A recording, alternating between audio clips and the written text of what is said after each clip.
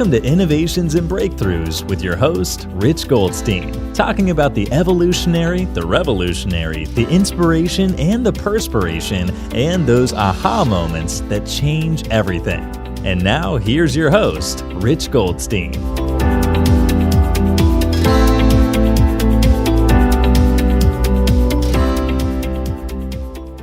Rich Goldstein here, host of the Innovations and Breakthroughs podcast, where I feature top leaders and the path they took to create change. Past guests include Joe Polish, Roland Frazier, and Mitch Russo. This episode is brought to you by my company, Goldstein Patent Law, where we help you to protect your ideas and products. We've advised and obtained patents for thousands of companies over the past 28 years. So if you're a company that has software, a product, or a design you want protected, go to goldsteinpatentlaw.com, where there are amazing free resources for learning about the patent process. You could also email my team at welcome@goldsteinpc.com to explore if it's a match to work together. You can also check out the book I wrote for the American Bar Association that explains in plain English how patents work. It's called the ABA Consumer Guide to Obtaining a Patent. I have with me here today Steve Hoffman. Steve Hoffman, also known as Captain Hoff, is the chairman and CEO of Founderspace, a global innovation hub for entrepreneurs, corporations, and investors, with over 50 partners in 22 countries. Hoffman is also a venture investor, founder of 3 venture-backed and 2 bootstrap startups, and he's the author of several award-winning books. These include Make Elephants Fly, which is all about radical innovation, and he's also authored the books Surviving a Startup and The 5 Forces. It's my pleasure to welcome here today Steve Hoffman. Welcome, Steve. Rich, it's fantastic to be here. Absolutely. So let's just roll it back a bit and talk just a bit about your history and how you got involved in business, how you got involved in the startup world. I've been doing startups forever, for my whole life. I started out in the early days. I just launched my own company, bootstrapped the business. It was actually, ironically, it was a game that I launched, and the game was to teach entrepreneurs teach anybody how to be an entrepreneur. And that game was called Gazillionaire, and it became super popular. It's still around today. It's been used, downloaded by millions of people, and it's been used in schools and colleges and even prisons to help rehabilitate prisoners and teach them to be entrepreneurs. And then I went on and launched 3 venture-funded companies in Silicon Valley. And after my 3rd venture-funded company, I was taking a break. And my friends started to come to me. My nickname is Captain Hoff, and they're like, Captain Hoff, help me with my business plan. Introduce me to investors. How do I get going? And I would sit down with them, and they had a lot of questions. So I started to post these questions on my personal blog, which I called Founderspace, and it ballooned from there. I started getting lots of inbound entrepreneurs contacting me on Founderspace. We ended up launching our first incubator and accelerator in San Francisco. And then all these from all over the world, entrepreneurs are coming to Silicon Valley and San Francisco, and different governments were coming, and they were like, can you help us in our countries? Can you run programs in our countries? Can you open up Founderspace here? And we did that, and we just kept growing from there. Yeah, that's amazing. So did you literally hit the road? Did you go to many of these countries to help start these Founderspace locations? Do you have a group of people that are kind of helping to establish those locations? How did you actually scale that? Yeah, we did it, and it's been quite a journey. So we try not to open up our own location abroad because it's very messy. I mean, you have to know the foreign labor laws, you have to get real estate, it's a lot of stuff.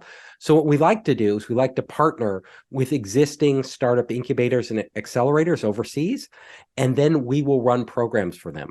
So we'll send our instructors abroad. We've done a ton of these programs in places like Australia, Korea, Taiwan, all throughout Europe. Now we're moving into the Middle East and kind of Eurasia zone. We also actually opened up a number of founder spaces, actual physical founder spaces with partners in China. So they're all across China in cities like Hangzhou, Shenzhen, Wuhan, Xi'an. And it's been very exciting, a learning experience doing it in all these different countries. And in fact, you ask if I travel, and we send our instructors out all over to run the courses, but I also travel. all the time to meet startups, to help them. Our main goal has been to help entrepreneurs coming from abroad who want to enter the US market, and as well as US startups who want to come to Silicon Valley and launch their companies and raise capital. And so, for example, I was just in the last 3 weeks, I was just in Singapore working with entrepreneurs there. Then I went to Malaysia and talked to the Malaysian government and a bunch of different investors about building their ecosystem and tying it into Silicon Valley. And then of all places, I went to Uzbekistan and I met the different ministers from all the countries in that region, from Kazakhstan, Tajikistan, Turkmenistan, all these different ministers and government people and startup groups who are really working to build that area and tie it into the US. And then after that, I went to Istanbul and did the same thing. And I just got back. So if I mess up, I have a little jet lag. I've been traveling like crazy. I could relate. I travel quite a lot too. Been on the road 3 out of the last 4 weeks, but not as far flung as you've been traveling. So wow. So it's interesting though. You have all these different locations and all these different countries. How much of it trickles up back? Like, how do you get to hear the stories of innovation from all these locations? I mean, I know that you're making a difference and your organization is making a difference for innovators around the world, but I'm just curious, you get to enjoy the spoils of that in terms of getting all the cool stories back of the difference that you've made. We do. It's amazing. So we've had companies that come to us with really literally just a team and an idea and their beginning product that they're trying to get going, and then they're IPOing. So recently, 2 companies that are getting ready to IPO right now, and one that just IPO'd is Trust Stamp. Another one, Grub Market, they're getting ready to IPO. They've been through our programs. We've watched them grow, and it's super exciting. Even in the tough markets we face now, they're still doing well because they have real businesses. Yeah, no, that's awesome. So I know there's a lot. Well, there's literally an entire world of things you could say about startups and about the things that startups could do, should avoid doing. I would say beyond that, there's something really interesting in the book that you wrote, Make Elephants Fly, right? So just about the radical innovation itself. And so tell me a bit about that. Tell me about what inspired the book. So I have been looking at startups and how they innovate and how successful startups go from idea, just an idea, to being, a huge company, IPOing, scaling, changing the world in a big way. And there are a lot of myths out there. And one of them is you have to start with a big idea. So we all hear about Elon Musk, I'm going to Mars, I'm going to, change everything. And they start with huge ideas.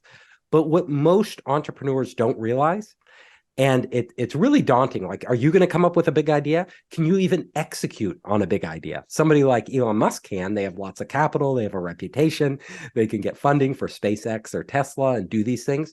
The average entrepreneur, what can they do? How can they take what's in their head and actually make it a reality? And what entrepreneurs, a lot of them don't understand is your idea isn't that important. Your idea doesn't really matter that much at the beginning. The idea is just a starting point. And what you wind up with will probably be totally different.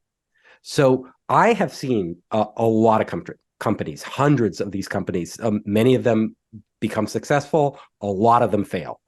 And I write about this in both my books, Make Elephants Fly and Surviving a Startup. But the thing that makes companies fail, the number one thing, is what the entrepreneurs do at the beginning. And I tell entrepreneurs, don't worry about your idea. Like, just don't worry about it. Focus 80% of your time, not on your idea, not on building a product, definitely not on fundraising. Focus 80% of your time on building a team, like that amazing team of people that can actually execute on something, that actually build something and take it to market. And you alone, solo entrepreneurs, a solo entrepreneur's chance of success is like 80% less than a really good team. So trying to do it alone, it's a huge mountain to climb. Most people never get to the top. But if you go and you put a huge amount of time into not just picking whoever's available, whoever you can get to program, do your technical side, whoever you can get to design the product, whoever you can get to help you market it, but actually seeking out amazing people, like A players. Because what I have found is that the people make all the difference, especially in the early stages. And literally, you can have the best idea in the world, like the most incredible idea. I see it all the time. And you will, when you get thrown the ball, you will fumble it. You will not be able to score that touchdown. And somebody else, because there are always competitors out there, if it's a good idea, will pick it up and run with it.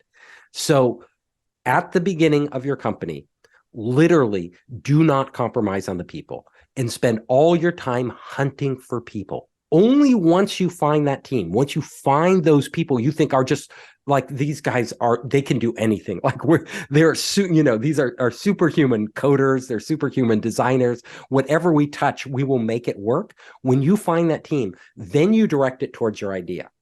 And I will go on to say, whatever idea you start with, I can almost guarantee won't be the idea you end with.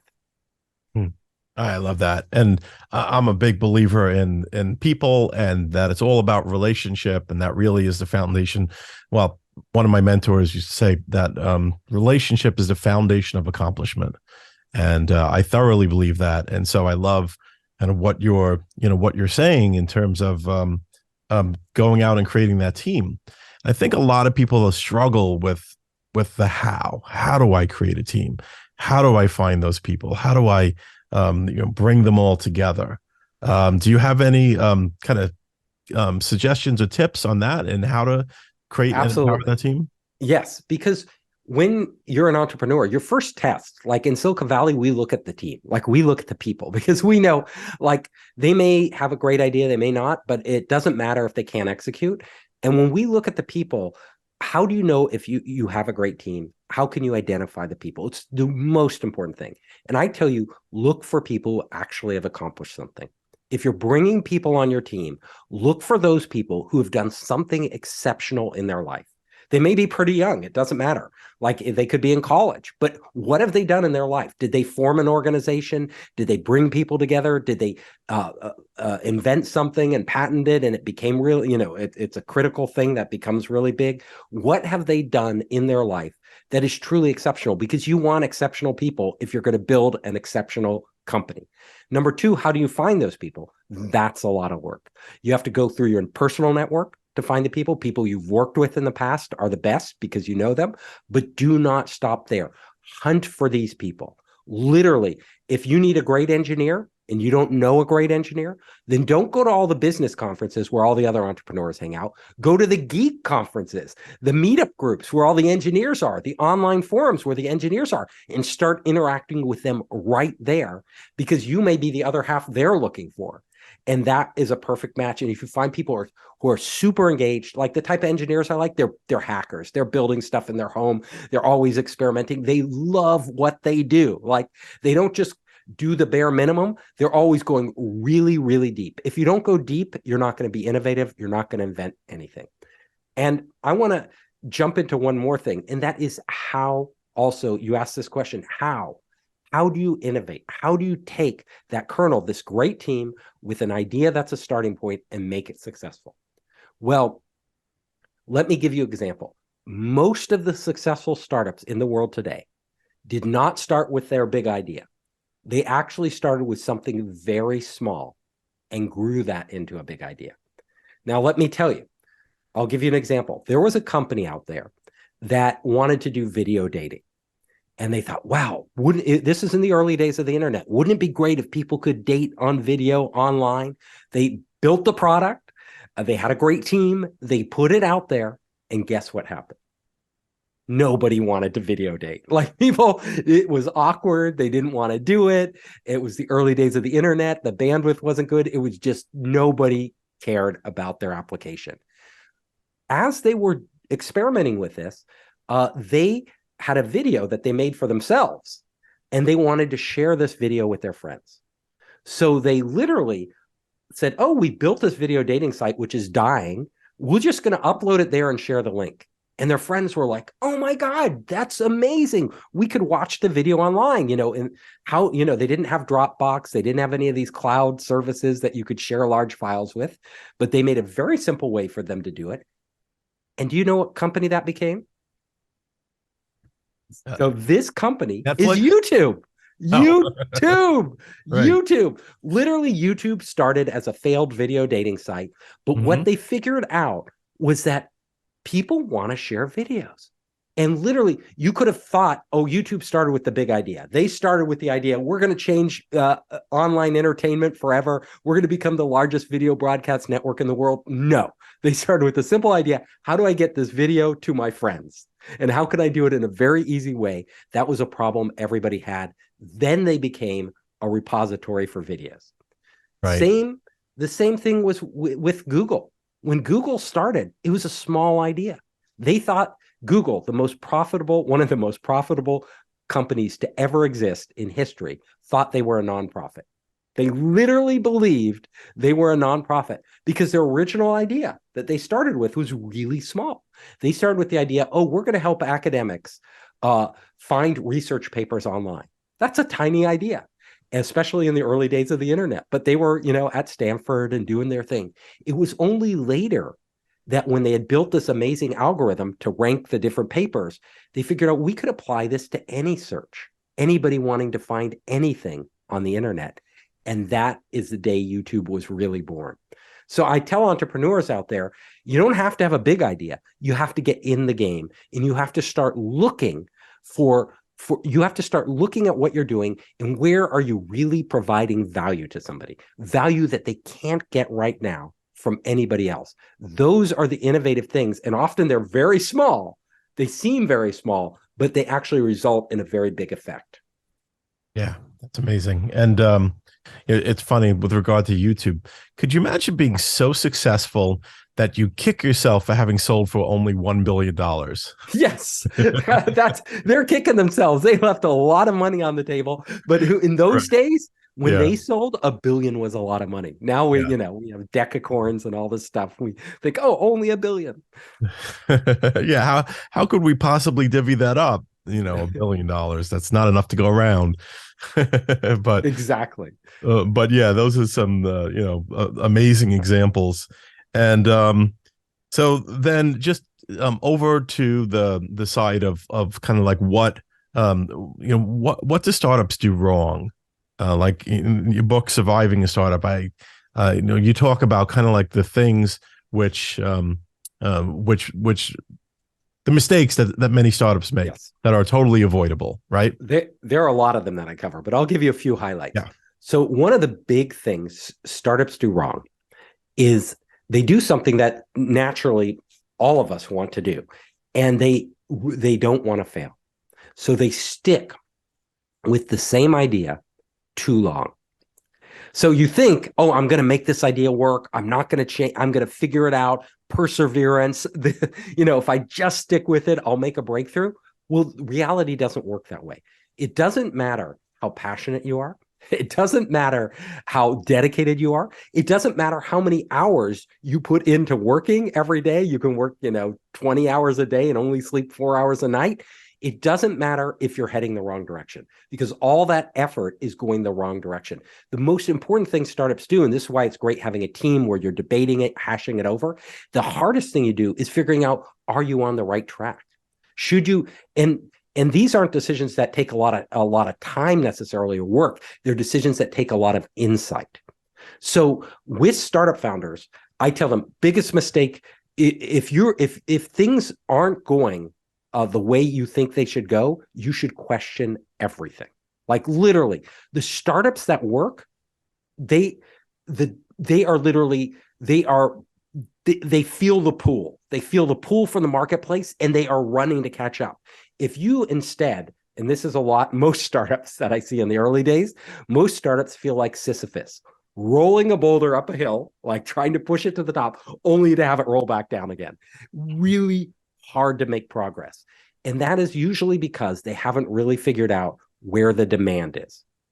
So I tell startups, it's not how you can build the best product in the world. It can have no bugs. It can have every feature in the world. But if people aren't out there that really care about it, that really need it, it doesn't matter. Like, you just built the best product that nobody wants.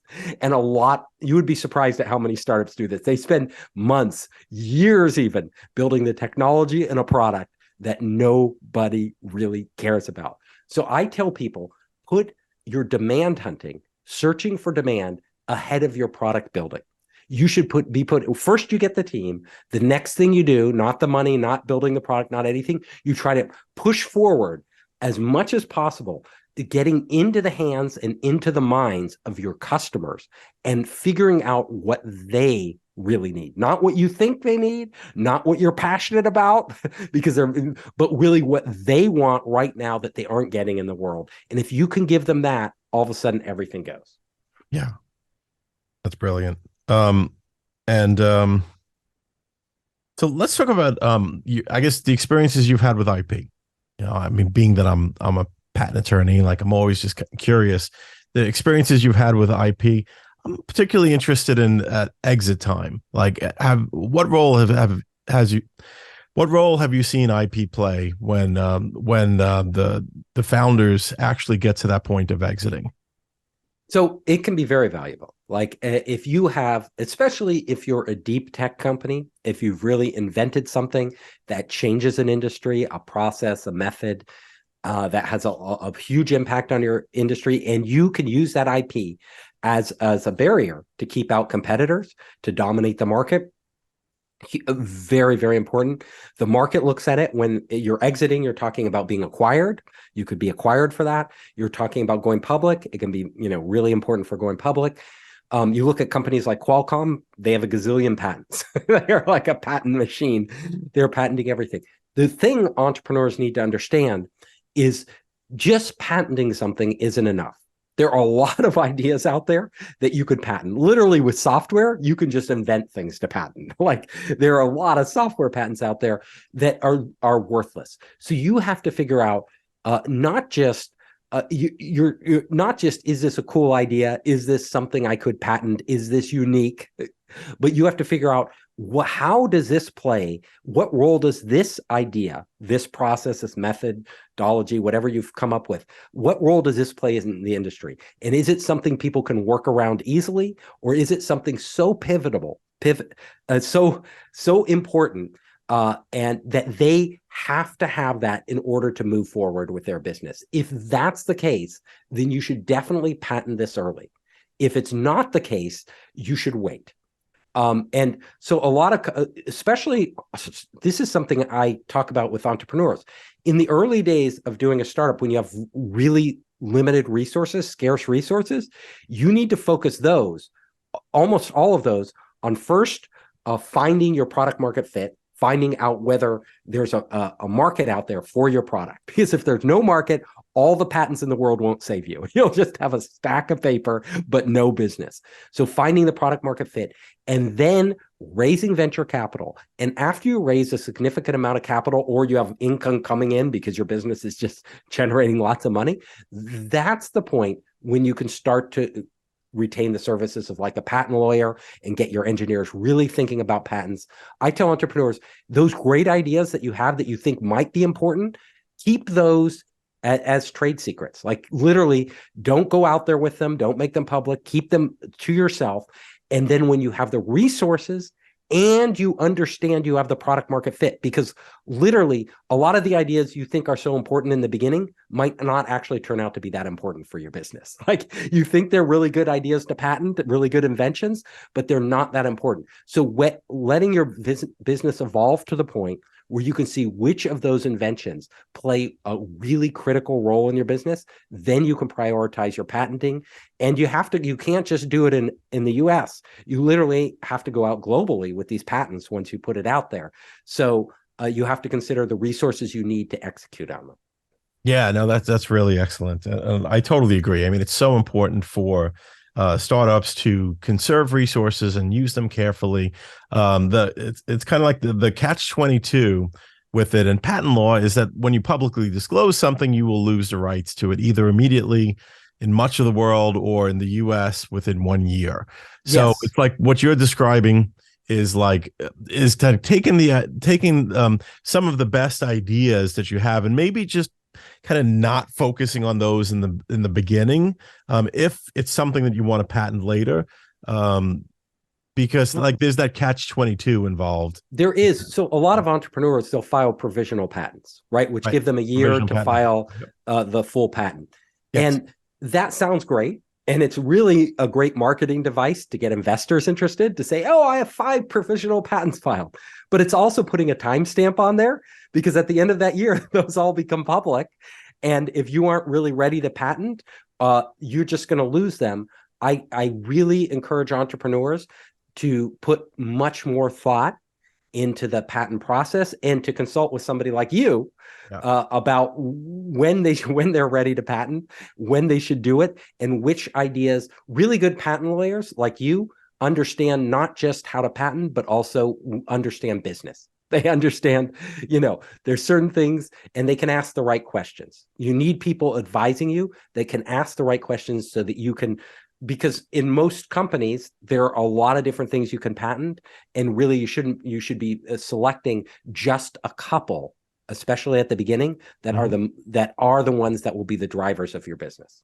Absolutely. And I think part of it though too is deciding in an early stage, like it's okay that I'm not going to be patenting this. Yes. Right. Like, the knowledge that like certain things, like once you launch it, you won't ever be able to patent it. You can't circle back around to patent it. And that's okay, because the most important thing at the beginning is your resources. Right. And so you might have a very strong argument to like, well, this could be a really great patent here. But if you put the money into that, you might not ever be able to get off the ground. Right, because you'll need that money for customer acquisition. Right. You'll need that money to hire engineers. You need that money to hire salespeople. This is your resources are really limited. When they come to you, their business should be going. Like literally, I say, when your business is going, when you have customers beating down the door for your product, that's when you go to patent. That's when you figure out, how can I keep competitors at bay? I've figured something out. We have this market, and usually, as an investor, honestly, as an early stage investor, right? Not a later stage, but early stage. I don't care if you have patents, because I know what matters to me is I want to talk to your customers. I want to see why they need your product, what your value you're providing for them. As a later stage investor, well, yeah, then patents start to matter. Like the further along you get, the more patents matter. Yep, absolutely. Cool. How do you go around picking a lawyer for your organization? I advise a lot of startups on this. Yeah. So it's tough. So, and there are different types of lawyers. So if there's a patent lawyer, of course, you want to see that they know how to patent, right? And they're very efficient, and they can advise you on the best ways to do it, both domestically and internationally. The relationships they have, really important. Who have they worked for? What patents have they done? What do they charge? What's their process?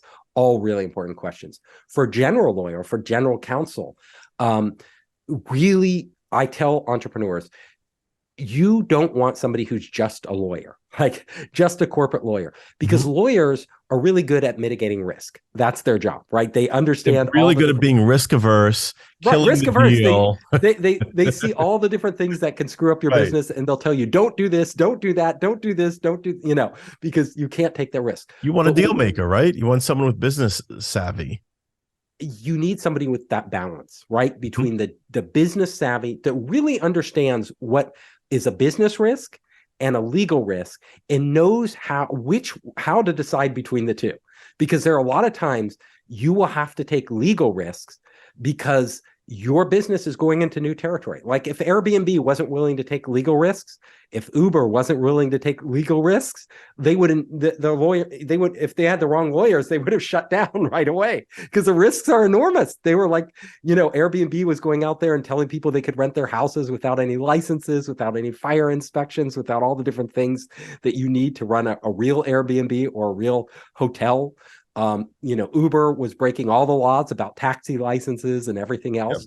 Yep. You have to take risks. So you need a lawyer who can understand this and who then can advise you, like the great lawyers that I know that I've worked with personally in the past, like this is one of the tests. When you ask the lawyer a tough question in a gray area, right, where there are legal risks and business risks and all these different things, a not great lawyer will lay it out. Well, if you do this, you have this risk, and this risk, and if you do that, you will, there's this risk, this risk. They lay out everything for you and give you all the information. But a great lawyer will just cut to the chase and say, "Don't do that." Or you have to take this risk. I understand. There's going to be. You know what? I think it'll work out. It'll work out. It'll work out. And if it doesn't, it's worth taking. So that's when you have a good lawyer. Yep, absolutely. It's like when they can help you figure out whether the juice is worth the squeeze. Exactly. And they can do it in a very concise way without giving you too much information, because your job isn't to understand all the risks or the law. Your job, it's their job to do that. Their job is to give you an answer so that you can act upon it. Awesome. Steve, you have so much great info to share with founders and people that are engaged in the startup, and you're so generous in sharing it. I appreciate you taking the time. People want to learn more about you or get in touch with you. How do they go about doing so? I am super easy to contact. So if you're an entrepreneur out there, you have a business plan, you want to reach out, just go to founderspace.com, founderspace.com. You can contact me right from the website. I'm there. I respond.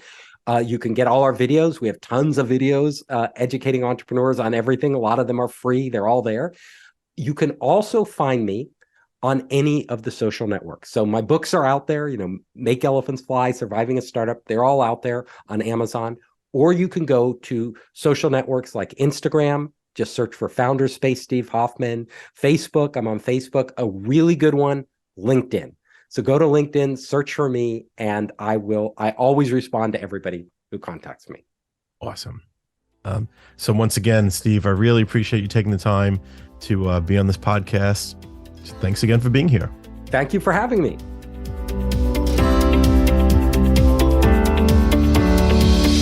Thanks for listening to Innovations and Breakthroughs with your host, Rich Goldstein. Be sure to click subscribe, check us out on the web at innovationsandbreakthroughs.com, and we'll see you next time.